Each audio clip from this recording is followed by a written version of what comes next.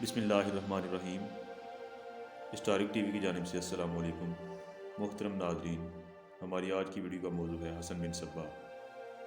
حسن بن صبا ان کرداروں میں سے ایک ہے جس نے اسلام کو بے پناہ نقصان پہنچایا اور اس نے تاریخ اسلام کے معتبر شخصیات کو اپنے فدائین کے ذریعے قتل بھی کروایا۔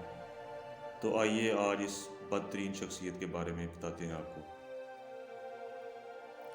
حسن بن صبا کا مختصر تعارف یہ ہے کہ وہ خراسان کے شہر طوس میں پیدا ہوا۔ وہ بہت ذہین اور پڑھا لکھا انسان تھا۔ مشہور ریاضی داں، فارسی شاعر عمر خیام اور نامور سیاستدان نظام الملک طوسی اس کے ہم جماعت تھے۔ حسن بن صبا کے باپ دادا ایک بد عقیدہ اور اسلام دشمن جماعت سے تعلق رکھتے تھے، اس لیے پیدائشی طور پر بغاوت اور سرکشی کے جراثیم اس کے خون میں بھی شامل تھے۔ پھر جب حسن بن صبا اعلیٰ تعلیم حاصل کر چکا تو اپنی فطرت کی طرف لوٹ گیا اور شیطان نے اس کے دل و دماغ پر گرفت مضبوط کر لی۔ پھر حسن بن صبا اسلامی دنیا میں فتنہ و فساد پھیلانے کے لیے نکل کھڑا ہوا۔ پہلے اس نے اپنے محسن نظام الملک طوسی کو اپنی خباثت نفسی کا نشانہ بنایا۔ اس وقت نظام الملک طوسی سلجوقی بادشاہ کی حکومت میں وزیر اعظم کے عہدے پر فائز تھا۔ حسن بن صبا نے نظام الملک طوسی کو سلطان کی نظروں میں گرانے کی کوشش کی مگر ناکام رہا۔ آخر سلجوقی سلطان ملک شاہ نے حسن بن صبا کو اپنی سلطنت کی حدود سے باہر نکال دیا۔ پھر وہ بد باطن اور کینہ پرور انسان مصر پہنچا۔ یہاں اس نے باطنیوں کے الگ فرقے کی بنیاد رکھی۔ یہاں اس نے اپنی شیطانی ذہانت سے ہزاروں مرید بنا لیے۔ حسن بن صبا اپنی کامیابی کی منزل کے قریب تھا کہ اس کی ایک سازش بے نقاب ہو گئی اور وہ رات کی تاریکی میں مصر سے نکل کر اصفہان پہنچ گیا۔ پھر ایک دن اس نے اپنے ہزاروں مریدوں کے سامنے اعلان کر دیا کہ نعوذ باللہ اللہ کی طرف سے اسے نبوت عطا کی گئی ہے اور اس پر روزانہ وہی نازل ہوتی ہے۔ سادہ دل اور کمزور عقیدے کے لوگ حسن بن صبا کے قدموں پر جھک گئے اور شیطان کو اپنا پیغمبر تسلیم کر لیا، نعوذ باللہ۔ ایک بڑی جماعت کو تابع کر لینے کے بعد حسن بن صبا کا پھیلایا ہوا شیطانی جال روز بروز وسیع ہوتا چلا گیا، یہاں تک کہ اس نے بڑی ریاکاری کے ساتھ الموت قلعے پر قبضہ کر لیا۔ یہ قلعہ پہاڑ کی چوٹی پر واقع تھا اور ایسے پرپیچ راستے سے گرا ہوا تھا کہ وہاں اس کا کوئی دشمن آسانی سے نہیں پہنچ سکتا تھا۔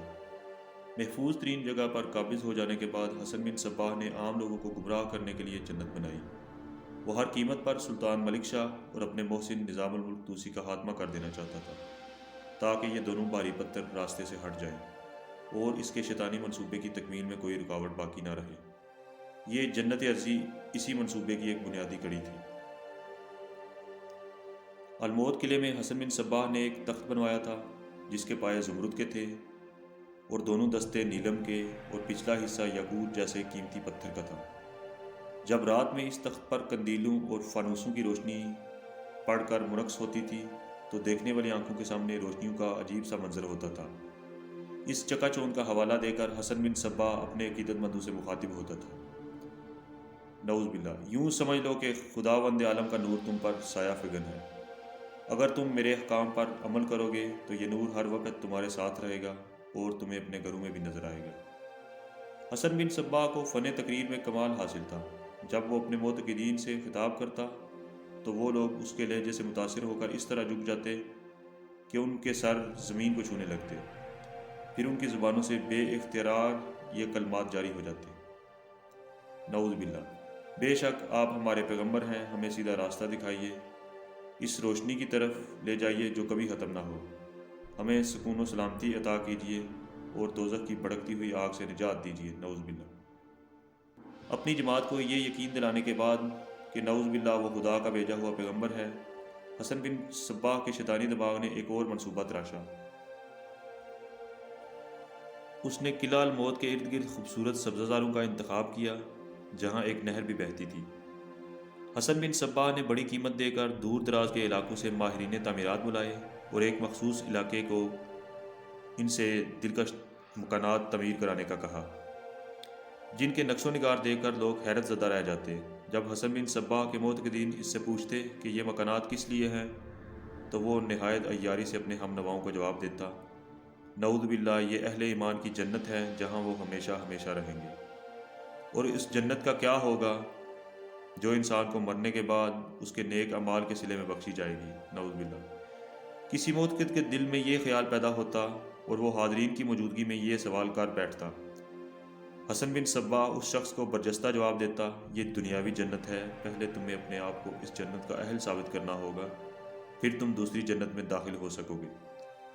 یہ سن کر سب لوگ بیک زبان چیخ اٹھتے، اے ہمارے پیر و مرشد، ہمیں بتائیے کہ اس جنت عرضی میں داخل ہونے کا کیا طریقہ ہے۔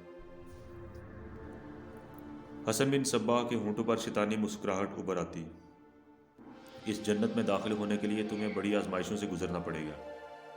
معتقدین ہذیانی انداز میں چیخنے لگتے، ہم تیار ہیں ہر آزمائش کے لیے۔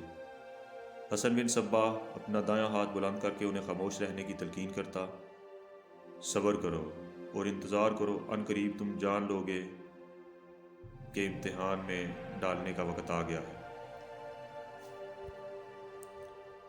پھر حسن صبا نے اپنی جنت کی آرائش اس طرح کی کہ فرش پر اور راہداریوں میں بیش قیمت قالین بچھائے گئے، کمروں کو یونانی طرز کے ریشمی بستروں اور پردوں سے آراستہ کیا گیا، جگہ جگہ دلکش پتھروں کی مختلف حوضیں تعمیر کرائی گئیں جنہیں نلوں کے ذریعے دودھ، شہد اور شراب سے بھر دیا جاتا تھا۔ جگہ جگہ نہایت حسین و جمیل اور نخیز لڑکیاں گھومتی رہتی تھیں۔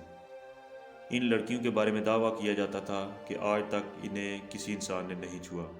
یہ حسن بن صبا کی جنت کی حوریں تھیں۔ دراصل یہ وہ لڑکیاں تھیں جنہیں انتہائی مجبوری اور بے کسی کے عالم میں حسن بن صبا نے گمراہ کر کے اس جنت میں بلا لیا تھا۔ اور جنت میں داخل ہونے والے مردوں کا انتخاب خود حسن بن صبا کرتا تھا۔ اس کا طریقہ انتخاب بھی بڑا عجیب تھا۔ گرد و نواح کے علاقوں سے ڈھونڈ ڈھونڈ کر ایسے جوان لائے جاتے تھے جن کے جسم چٹانوں کی طرح مضبوط ہوتے تھے۔ پھر انہیں کئی خوفناک مرحلوں سے گزار کر اندازہ کیا جاتا تھا کہ ان میں سے کون بزدل ہے اور کون بہادر۔ پھر بزدل لوگوں کو امتحان سے خارج کر کے قلعے سے باہر نکال دیا جاتا تھا۔ اس کے بعد منتخب بہادروں کو جنت میں داخل کر دیا جاتا تھا۔ حسن بن صبا کے معتبر اور مسلح سپاہی ان بہادروں کو جنت کی سیر کراتے، پھر انہیں حوروں کے سپرد کر دیا جاتا۔ وہ لوگ ہفتہ 15 دن شیطانی جنت میں رہتے، پھر حوریں انہیں بنگ یعنی حشیشین پلا دیتی۔ حشیشین کو سب سے پہلی دفعہ دریافت کرنے کا سہرا حسن بن صبا کے سر جاتا ہے۔ حسن بن صبا نے حشیشین کو نشہ آور دوا میں کنورٹ کر دیا۔ جب وہ مست و بے خود ہو جاتے تو مسلح سپاہی انہیں اٹھا کر لے جاتے اور حسن بن صبا کے خصوصی کمرے میں پہنچا دیتے، جہاں اس خبیث کے بقول اس پر وحی نازل ہوتی تھی۔ جب وہ شخص حشیشین کے نشے کی قید سے آزاد ہو کر ہوش میں آتا تو دوبارہ اسی جنت کی تمنا کرتا۔ حسن بن صبا اس موقع پر انسانی نفسیات سے فائدہ اٹھاتا اور حوروں کے تمنائی کو مخاطب کر کے کہتا، میں نے تمہیں اپنی روحانی قوت سے ایک بار جنت کا نظارہ کرا دیا، اب تم ایک بڑی آزمائش سے گزر کر ہی جنت میں داخل ہو سکو گے۔ وہ شخص دودھ، شہد، شراب اور حوروں کی تمنا میں تڑپتا رہتا اور بار بار اپنے آپ سے پوچھتا رہتا کہ وہ بڑی آزمائش کب آئے گی اور وہ جنت میں کب داخل ہوگا۔ پھر جب حسن بن صبا کسی دشمن کو قتل کرانا چاہتا تو وہ جنت کے طلبگار فدائی کو تنہائی میں بلاتا اور رازداری کے لہجے میں کہتا، فلاں شخص کو بے درگ قتل کر دے، پھر فرشتے تجھے جنت میں لے جائیں گے۔ اور وہ فدائی حوروں اور شراب کی تمنا میں حسن بن صبا کے حکم پر عمل پیرا ہوتا اور اپنی جان پر کھیل کر مطلوبہ فرد کو قتل کر دیتا۔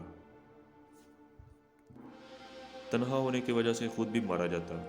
پھر جب حسن بن صبا کو خبر دی جاتی کہ دشمن کے ساتھ وہ طلبگار بھی جنت میں مارا گیا ہے تو وہ شیطان اپنی کامیابی پر مسکراتے ہوئے کہتا، میرا دشمن جہنم رسید ہوا اور میرا فدائی جنت اعلیٰ میں پہنچ گیا۔ ایسے تمام جنت کے طلبگار حسن بن صبا کے فدائین کہلاتے تھے۔ نظام الملک طوسی جیسے عظیم سیاستدان اور اسلام دوست انسان کو بھی حسن بن صبا کے ایک فدائی نے قتل کیا تھا۔ 15 سال بعد حسن بن صبا نے نظام الملک کے بیٹے ابو المظفر کو بھی اپنے ایک فدائی سے قتل کرا دیا۔ ان باپ بیٹے کے علاوہ بھی شیطان نے بہت سے اہل ایمان کو قتل کرایا۔ حسن بن صبا نے 35 سال تک قلعہ الموت پر حکومت کی، پھر 518 ہجری میں بڑی بے کسی کی حالت میں مر گیا اور عالم اسلام کو ایک بڑے فتنہ گر شیطان سے نجات ملی۔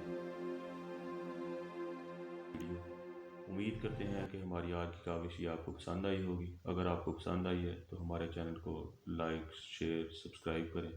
شکریہ، والسلام۔